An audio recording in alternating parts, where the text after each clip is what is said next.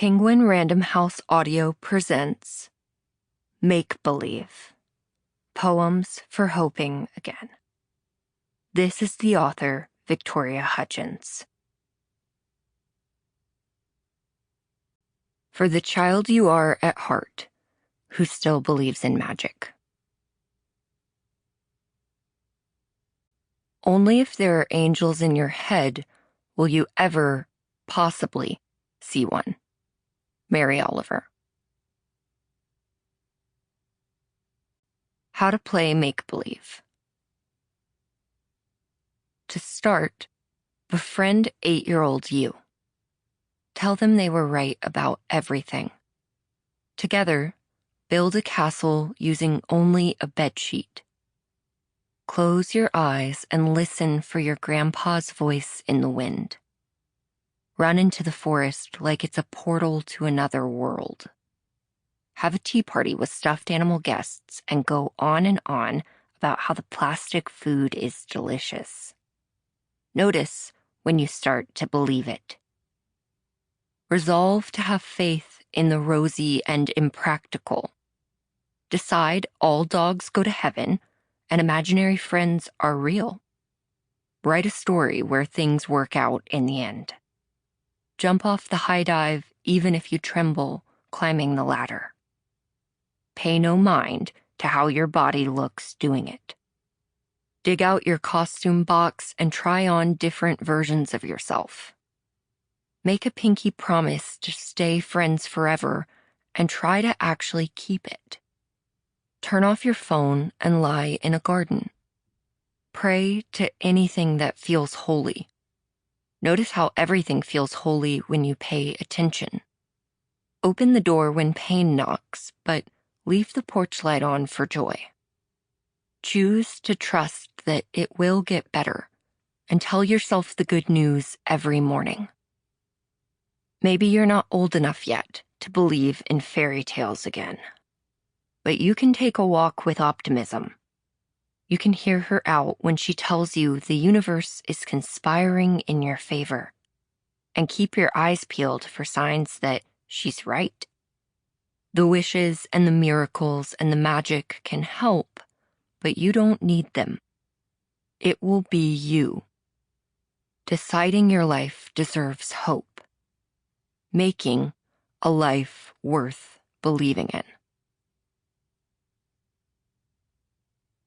1. A world of reclaimed wonder. A woman will return, looking for the girl she was. Louise Glick. Welcome to the world. Welcome to the world. You're going to get hurt here. Your friend will tell you she's staying in, and then you'll see a picture of her at the mall with your other friends. You'll get strep throat every winter. You'll get a new shirt that you love.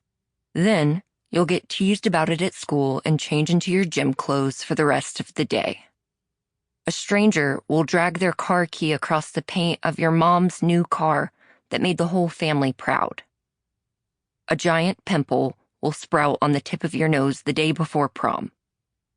You'll say something hateful to your sister and learn that the worst punishment is the hurt you see on her face. One Tuesday, the person who held your hand on the bus for 3 months will wordlessly sit with someone else. And if I'm honest, that's just the beginning. But has anyone told you about fireflies? And have you been to the beach? Have you looked at a leaf closely enough to notice its veins, closely enough to understand it's the same thing as you? Have you had a McDonald's Coke? And did you know that in the 3 seconds before you kiss someone for the first time, you can feel your heartbeat in your eyelids? Or that someday, when you finally tell someone about the thing you're sure makes you irredeemable, and you search their eyes for disgust, you'll find only love? Welcome to the world. You're going to get hurt here. And then you'll beg for seconds. Can I have just a few more seconds? See the light. Peer in any window and you'll find light and dark head to head. Your neighbor's dad dropped dead, a hemorrhagic stroke. That night, her 14-year-old son clung to her for the first time in 3 years. Your cousin got robbed at an ATM. The robber used the cash to buy a crib, and that was the last night his baby had to sleep in the top drawer. Your sister got bullied so badly she had to transfer to a new school. She met her future wife on the first day there. The family dog got inoperable cancer. On her way to her euthanasia appointment, her belly was covered in park mud and she wagged her tail for the first time in months. An old woman just died alone in the hospital. 2 floors up, fresh life is kicking and screaming its way into the arena, wails piercing the morning. Hideous odds, and yet a battle cry. Primordial rage in a pink blanket. When my clock started, the ticking sound enraged me. Mortality is loud when you were infinite just a moment ago. I tried to tell the others. I would scream till I passed out, then sputter awake and start again. When my mother left the room, I erupted. I didn't have the words to say, "Please come back. We don't have much time together. I can hear the moments passing." Go seek. You're 6.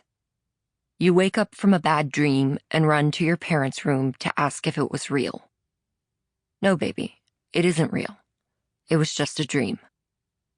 Somewhere in the universe, all the bad things are still just dreams. You're 7. You're on the playground playing hide-and-go-seek.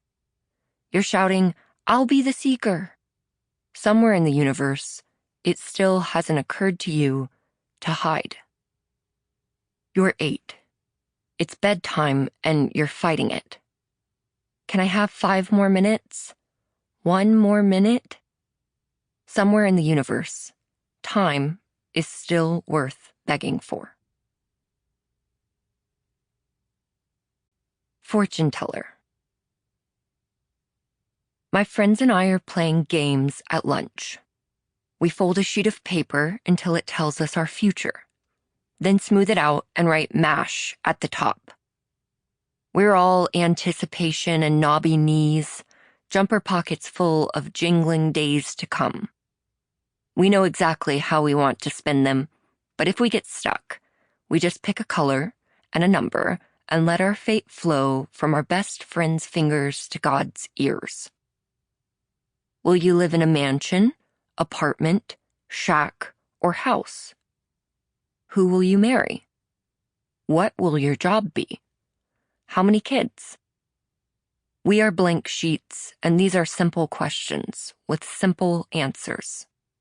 We haven't thought to doubt whether our lives will turn out fine, so we just play for fun. You used to ask why. Why you weren't allowed to play outside by yourself. Why you had to call home when you made it to your friend's house. Why you needed to ask before you went anywhere with anybody, even into another room. Why, you asked, in the blessed before. Until one day, you were tall enough to see it for yourself, the field of danger and stories and reasons beyond the gate. The sign at its entrance, "Because I said so." Judgment Day. I'm 7 years old and I can't stop ruining things. Yesterday, I broke my mom's herringbone necklace. The day before that, it was the buckle of her pocketbook. And today, my juice spilled on the new bedding. As always, I am very sorry. I tremble over to my mom, clutching the evidence, and show her what I did. Sample complete. Ready to continue?